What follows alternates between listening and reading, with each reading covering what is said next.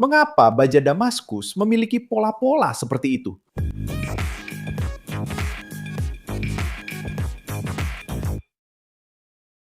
Halo para ibu-ibu teknik, hari ini saya akan menunjukkan kepada Anda apa yang terjadi di balik salah satu karya paling indah dan misterius dalam metalurgi, yaitu baja Damaskus. Anda pasti sudah pernah melihat pisau, pedang, bahkan perhiasan dengan pola bergelombang dan rumit yang tampak seperti memiliki kehidupan sendiri. Tapi sebenarnya, bagaimana pola-pola itu dibuat dan mengapa mereka sangat dihargai? Tapi sebelum itu, apa sebenarnya baja Damaskus dan dari mana asalnya? Sejarah baja Damaskus sama kaya dengan polanya. Nama Damaskus mengingatkan kita pada kota Damaskus di Suriah yang merupakan pusat perdagangan penting di mana bilah-bilah ini dijual dan dikagumi. Namun, baja aslinya tidak diproduksi di sana. Sebenarnya, baja itu berasal dari India dan Sri Lanka dalam bentuk batangan yang disebut roots. Baja roots ini unik dengan mikrostruktur khusus berupa pita-pita karbida yang memberikannya kombinasi legendaris antara kekerasan, kemampuan mempertahankan ketajaman, dan fleksibilitas. Pedang yang dibuat dari bahan ini terkenal karena sangat tajam, tahan lama, dan memiliki pola-pola halus dan mengalir yang muncul di permukaannya ketika dipoles dan diproses. Sayangnya, metode pasti untuk memproduksi baja roots, baja Damaskus yang asli, dianggap sebagai seni yang telah hilang.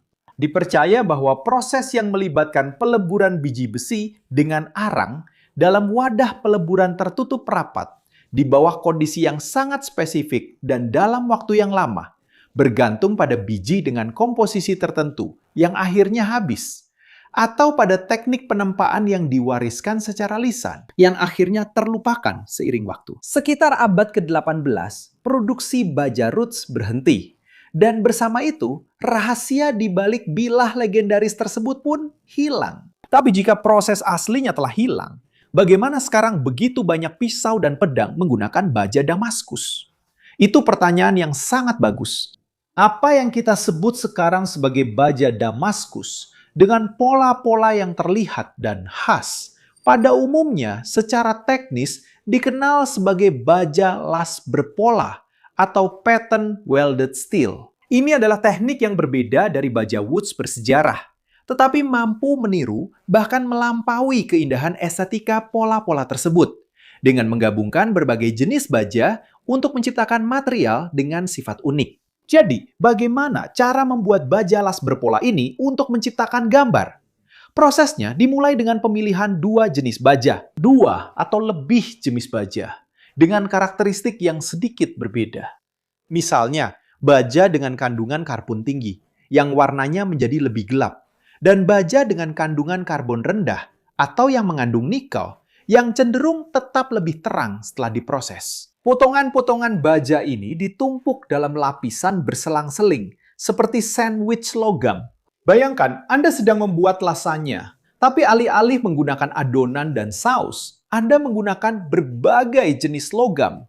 Setelah menumpuk lapisan-lapisan tersebut, seluruh tumpukan dipanaskan pada suhu tinggi yang terkontrol, di mana logam-logam itu menjadi lentur.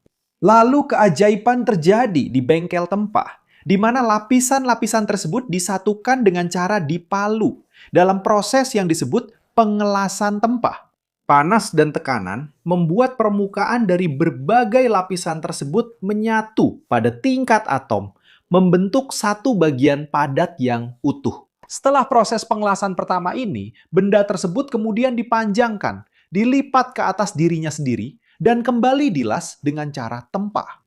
Siklus memanaskan, menempah, melipat, dan mengelas ini diulang berkali-kali. Setiap lipatan akan menggandakan jumlah lapisan. Jadi, jika Anda mulai dengan 10 lapisan dan melipat sekali, Anda akan memiliki 20.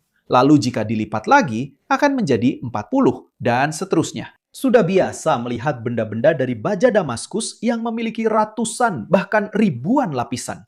Proses pelipatan dan penyambungan ini menciptakan struktur berlapis yang menjadi dasar dari pola-pola tersebut. Untuk membuat pola yang lebih rumit, pandai besi dapat memutar benda kerja atau bahkan membuat alur di permukaannya sebelum proses penyambungan berikutnya, sehingga dapat memanipulasi geometri lapisan-lapisan di dalamnya. Jadi, apakah pola-pola ini hanya sekedar indah atau memiliki fungsi tertentu?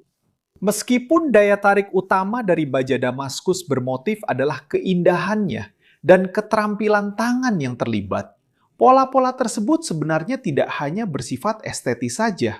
Kombinasi berbagai jenis baja dapat memberikan keseimbangan sifat pada material akhir yang sulit didapatkan jika hanya menggunakan satu jenis baja saja. Sebagai contoh, inti baja yang lebih keras dapat dilapisi oleh lapisan baja yang lebih tangguh, menghasilkan sebuah bilah yang tajam sekaligus tahan terhadap patah.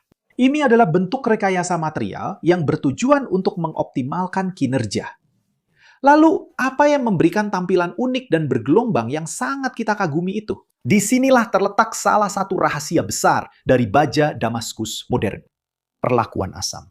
Setelah penempaan, potongan baja tersebut diamplas dan dipoles hingga mendapatkan hasil akhir seperti cermin. Pada tahap ini, pola-pola tersebut masih belum terlihat. Pengungkapan terjadi ketika potongan tersebut dicelupkan ke dalam larutan asam, biasanya feriklorida.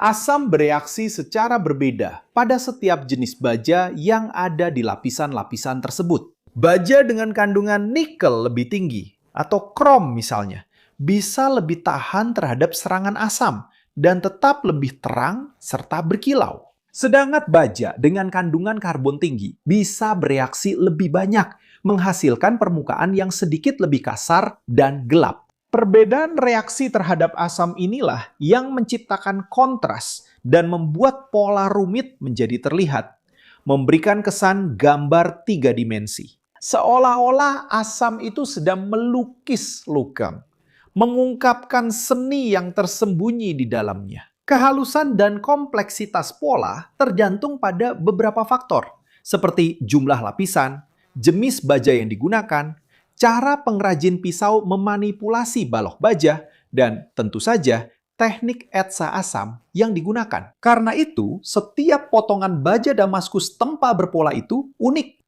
Sebuah karya seni sejati dalam bidang metalurgi. Dan di mana kita bisa menemukan baja Damaskus saat ini?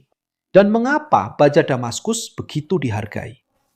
Saat ini, baja Damaskus digunakan dalam pembuatan pisau buatan tangan berkualitas tinggi, baik untuk keperluan memasak maupun koleksi, dan berburu karena keindahannya dan, dalam banyak kasus, performanya yang luar biasa. Baja Damaskus juga ditemukan pada perhiasan, jam tangan, senjata api custom, dan bahkan pada benda-benda dekoratif. Nilainya berasal dari kompleksitas proses pembuatannya, yang membutuhkan keahlian tinggi dari pengrajin pisau dan keunikan setiap polanya.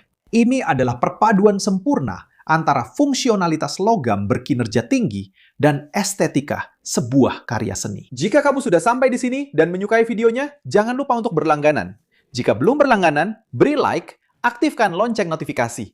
Dan jika kamu merasa konten kami menarik, pertimbangkan untuk menjadi anggota untuk membantu kami terus membuat konten di platform ini dan disebutkan di video-video kami. Dan jika kamu penasaran ingin tahu lebih banyak tentang kursus yang kami rekomendasikan, pindai kode QR di samping ini atau link di deskripsi video untuk mendapatkan berbagai kesempatan mengembangkan berbagai keterampilan yang akan membuat perbedaan dalam karirmu. Bagaimana dengan kamu?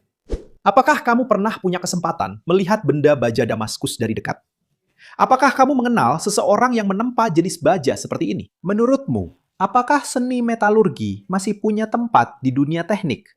Bagikan pengalaman dan pendapatmu di kolom komentar. Di samping sini, ada 2 pilihan video menarik yang harus kamu tonton untuk menambah pengetahuan dan menjelajahi rasa ingin tahumu. Dan kalau kamu ingin mendukung kami, jangan lupa like, subscribe channel ini, aktifkan lonceng notifikasi, dan pertimbangkan untuk menjadi member channel. Itu saja para pecinta teknik. Salam hangat dan sampai jumpa di video berikutnya.